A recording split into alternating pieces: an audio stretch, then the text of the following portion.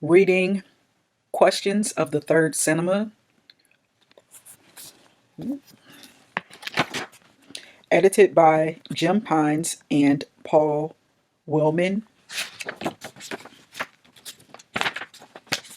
Preface. The principal characteristic of third cinema is really not so much where it is made or even who makes it, but rather the ideology it espouses and the consciousness it displays. The third cinema is that cinema of the third world which stands opposed to imperialism and class oppression in all their ramifications and manifestations. Tashome H. Gabriel, Third Cinema in the Third World, page 2. Black Britain defines itself crucially as part of a diaspora. Its unique cultures draw inspiration from those developed by Black populations elsewhere. In particular, the culture and politics of Black America and the Caribbean have become raw materials for creative processes which redefine what it means to be Black, adapting it to distinctively British experiences and meanings. Black culture is actively made and remade. Paul Gilroy, There Ain't No Black in the Union Jack, page 154. What relevance does the concept of third cinema have for film and video practitioners working today? Question mark. More specifically, how does it relate to what Reese Auguste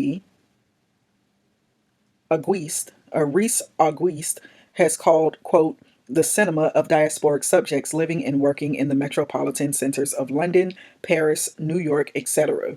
Question mark. These were the sorts of questions, or these were the sorts of question which partly inspired the Third Cinema Conference held in Edinburgh in 1986. We felt the time was ripe for such a public critical debate, particularly in light of what had been happening in Black independent filmmaking in Britain since the early 1980s.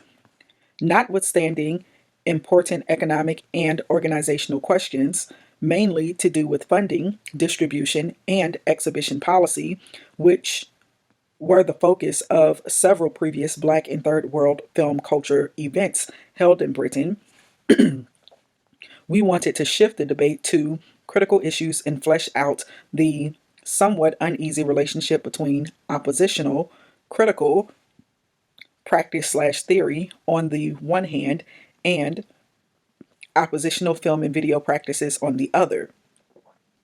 For Black British practitioners in particular, this critical focus signaled the placement of, quote, theory, end quote, and questions of a Black oppositional aesthetics high on the cultural agenda.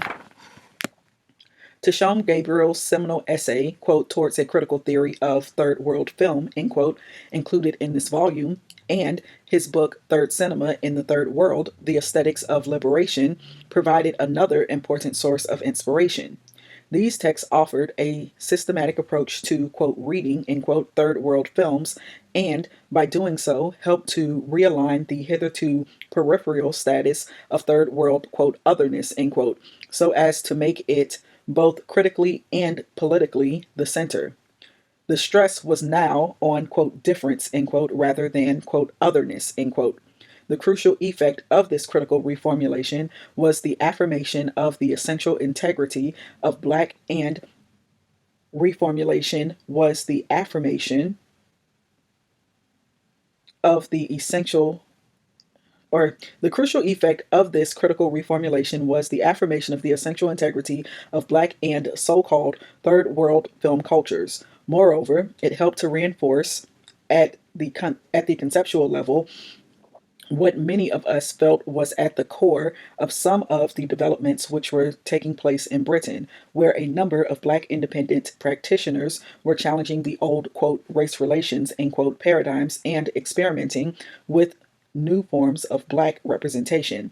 Hence the notion of a Black diaspora, which not only links these developments internationally, but also highlights the sheer complexity and richness of experience inscribed in, quote, diasporic subjects, end quote. The idea of third cinema provided a useful, if somewhat tentative, way of framing a range of questions around the various forms of oppositional cultural production. In a very real sense, this represented an important first step towards, quote, theorizing in, quote, Black independent film culture. Although Gabriel's reformulations effectively globalized the concept of third cinema and, in addition, recognized the importance of certain white European American oppositional practices within this framework, there was nevertheless always the danger that we might fall into the trap of quote, third worldism, end quote, or third world essentialism. To some extent, this trap had already been set by the particular history of, quote, third cinema, end quote, and by the nature of the debate itself, which the conference never fully resolved.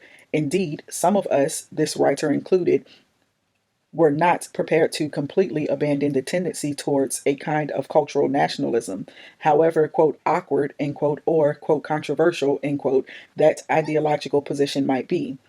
Obviously, is a lot at stake politically and culturally, and thus the need expressed by some people to repel any attempts, quote, to kidnap the concept of third cinema, end quote, was strongly presented throughout the conference and beyond. Third cinema was a heated site of contestation which had to be rescued, especially against the incursions of, quote, first world chauvinism, end quote.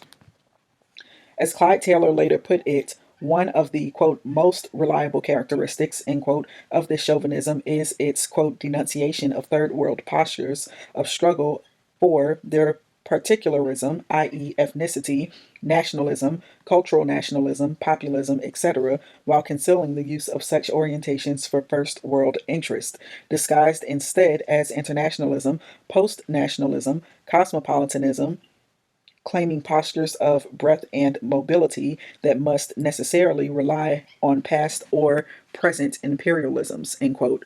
Eurocentrics versus New Thought at Edinburgh, end quote. Framework number 34, pages 140 through 141.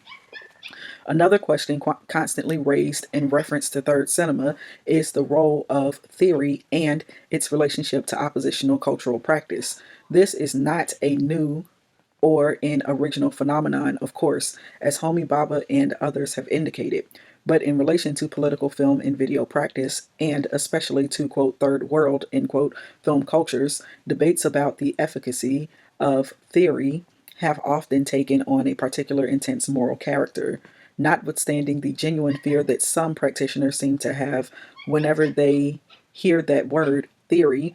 There are at least three sets of problems that constantly need addressing. One centers on the nature of the theories themselves and the alleged elitism of which they are often accused. Another has to do with the validity of theoretical work which draws on Western critical traditions, while another focuses on the need to avoid essentialism or prescriptive paradigms against which oppositional cultural practitioners are judged and evaluated, i.e., establishing an alternative hegemony operating under the guise of, quote, third cinema, end quote. Fortunately, the dangerous and still fairly common assumption that, quote, theoretical work, end quote, is the domain of, quote, first world, end quote, intellectuals is easily disposable. But the notion that oppositional theoretical practice can somehow evolve in a Manichaean vacuum, our theory versus their theory, is more difficult to overcome, particularly where the articulation of self identities is an integral part of the theoretical process. This leads directly to the question of whether there is a third cinema aesthetic, or to put it slightly differently, whether it is possible or even necessary to erect an aesthetic paradigm which defines a broad range of oppositional cultural practices. Certainly, Gabriel's notion of third cinema as, quote, guardian of popular memory, end quote, third aesthetics, and Holly Garima's interactive model emphasizing the relationship between audience and community, filmmaker and storyteller, and activist and critic, point to a different kind of non Western film culture, which is not so much oppositional in the usual sense of the term, but simply more relevant politically and culturally to the milieu in which it is formed.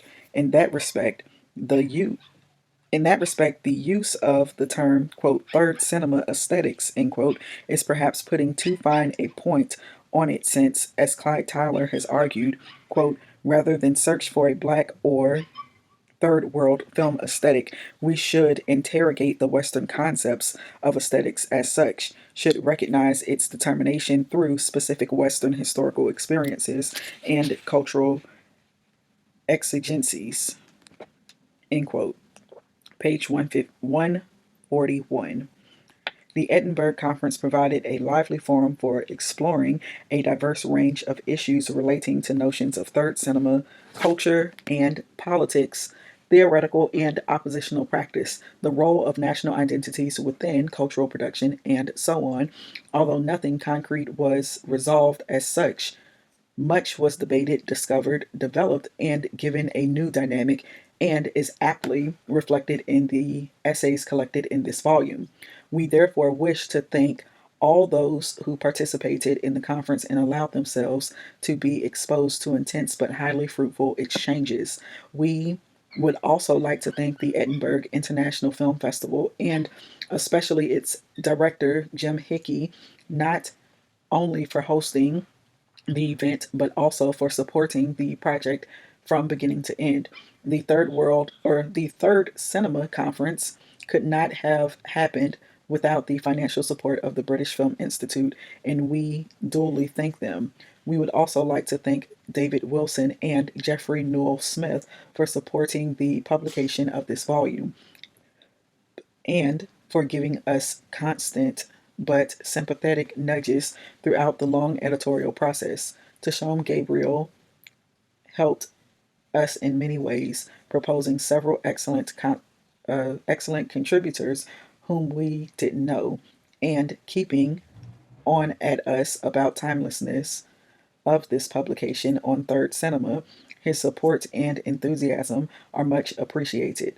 Finally, special thanks to June Giviani, who successfully undertook the formidable task of coordinating the Third Cinema Conference, helping in no small measure to make it all become a reality.